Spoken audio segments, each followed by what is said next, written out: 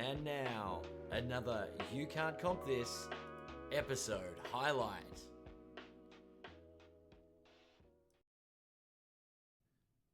Cade Cunningham, the last 3 games, has produced 3 triple-doubles in a row. I think that warrants for us, Adam, to do a bit of a price check.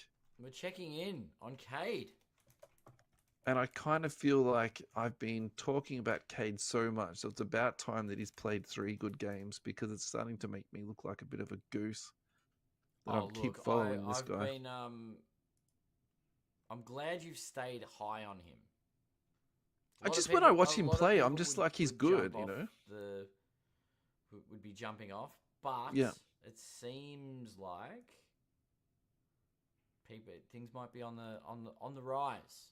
Yeah, so looking at the last 3 months, he's up 16%, which actually makes sense. You know, the season's back again, he's playing well. But over the last 6 months, he's up 60%.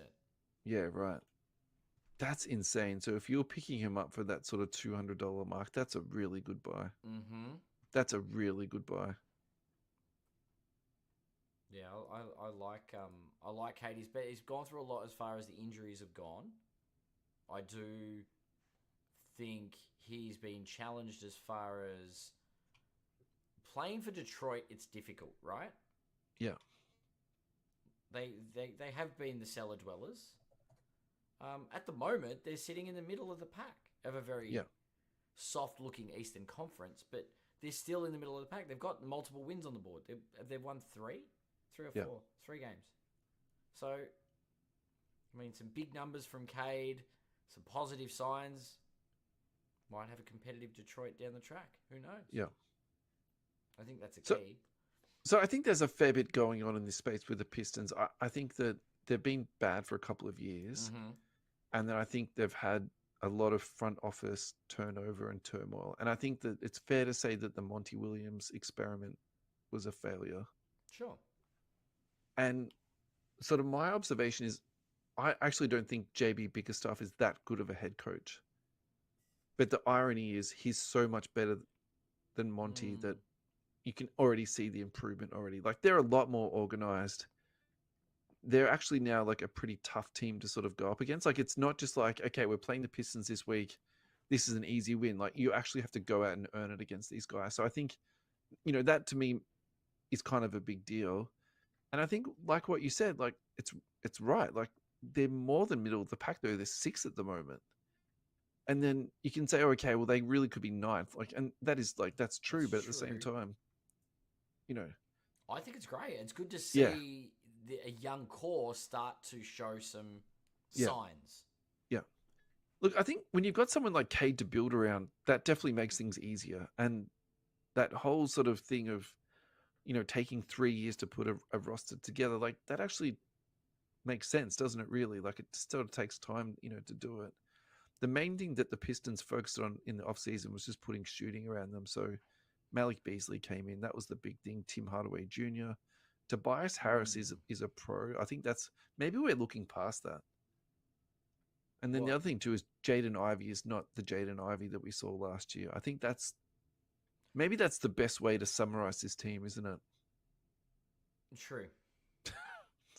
Like, true. Better coach. It's very interesting. Changing coach. Cade's in that window, right? I just want to put this to you. Cade's in that year 3 window where you go from, you take your step. You've worked things out. You've taken your hits. Yeah. The step up to star/superstar is projected from that 3 to 5 year mark. Yeah. And if you start showing it at year 3, this is a positive thing. Yeah. Can I say that Jalen Duren and Jaden Ivey come out of the following year's class? So their steps next year. Yeah. Detroit could be competitive. Yeah. I think Ivey's going to be really interesting to watch because, you know, when he came out, there was the Ja Morant comparison. And I think that he could actually be a sneaky guy to follow hobby-wise because no one cares about the Pistons. No one's watching them. And then the East is so soft that next year, you know, why can't they make the playoffs? I think this year you have to be extremely optimistic to say, oh yeah, like the Pistons are going to make the playoffs this year. I think that's a bit like outlandish. And actually, my feeling about Cade is that this year, I Mm. think look, if you buy him this year, I think that's fine. But I would say be prepared to put up with a bit of pain. I think in the next 12 months, this could be a $600 card. That's my gut feeling. Wow. But I think, realistically, the question for me is, when is the right time to buy Cade? So, Do yeah. you think things are that the ball's starting to roll, so to Oh, speak? this is very optimistic.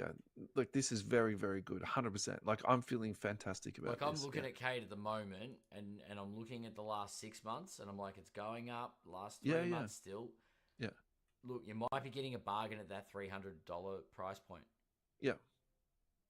especially if he keeps putting up these numbers. You're right, and it's not an insane pop count either. 300, No, it's not. quite reasonable. Look, I'm pretty happy with how Cade's trending. I've sort of picked up a couple along the way that Mm, have been pretty cheap. So I'm sort of at the point now where I'm like, I'm not really fussed anymore. Do you know what I mean? Like, yeah. if it goes back down again, I'm probably gonna, just about break even. If it keeps going up, I think that's fantastic. But I still think there's a fair bit of room, like, in this card. I don't see that this is the top. So I'm very excited about this, actually. Yep. Very Alrighty. interesting. Can I make a point of note just on Cade Cunningham? Of course you can, mate. Right. So I'm looking at the population report.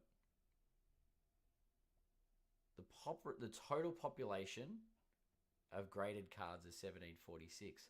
Total gems is only 319. Yeah, I think it was pretty tricky that year with Yeah, some of the quality it control gems at an stuff. 18.5% rate.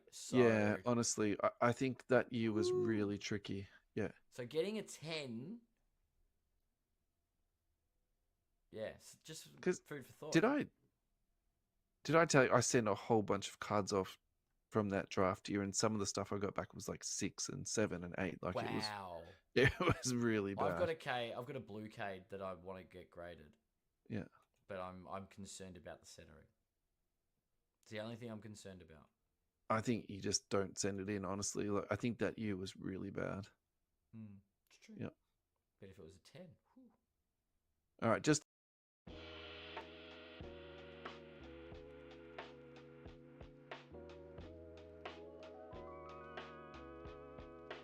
Here is the way that you can get in touch with Russell and myself and be a bigger part of the show.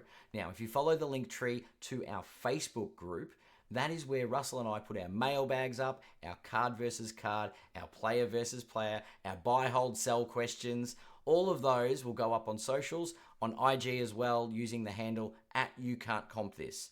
Now, if you do have a more tailored question, feel free to PM us on Instagram. You can reach out in our Facebook group, and we'll be happy to respond and see if it's something that we can add to the show. Once again, thank you so much for watching. We really appreciate the support and love creating this content for our loyal listeners. If you haven't done so already, we'd really appreciate it if you hit that subscribe button and click the bell for notifications. So hopefully we see you when we go live. Thanks for watching.